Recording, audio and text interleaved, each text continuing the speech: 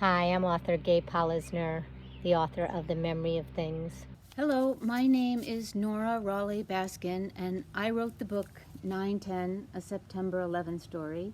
Hi, I'm Tom Rogers, and I am the author of 11. 20 years ago, this country suffered the worst domestic terror attack in its history.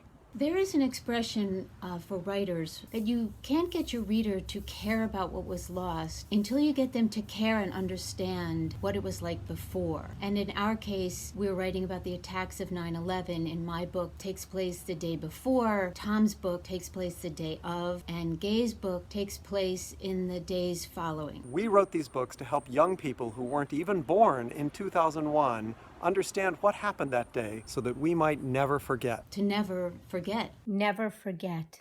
On September 11, 2001, I was listening to WNYC as I drove home, which is a radio station that's broadcast from New York City. They immediately broadcast the news that a small plane had crashed into the North Tower of the World Trade Center accidentally. My wife had gotten up early to go into work for a conference call with a firm in New York. The call got canceled because of the attacks, and she called and woke me up and let me know I needed to turn on the television and see what was happening in New York. And that was how I first learned about what we thought was an accident and soon came to understand was a terror attack.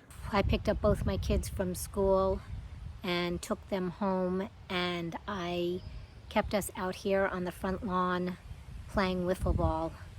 I didn't want to go inside and turn on the TV and the news and have them hear what was going on until we knew as a country what was going on. So why do we want to talk about something as difficult as 9/11? Story helps us to figure out how to cope with future trauma. Books are a way to help us deal with events like that, to not just learn the facts, but to think about how we will respond as human beings when we confront hard times. Will I be a helper? Will I rise to the occasion? Will I find the courage to do what it takes to make it through difficult times? I've been thinking so much lately about the parallels between post 9/11 days and post pandemic days, and I think that talking about the former is instructive on the latter.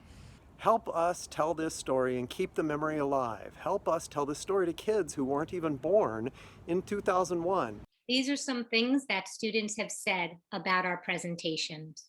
I didn't know that 9/11 affected people around the whole United States. I learned that it was a very beautiful day and there wasn't a cloud in the sky. Because of the research they did, I learned rescue workers called Ground Zero the pile, because there was a big pile of everything. I didn't know that people on the fourth plane gave their lives to save others. It looks like authors get all cozy and eat chocolates and sit in their PJs, but it is a really long process and hard work. You need to gather many sources to learn different perspectives, and revision is a huge part of the process.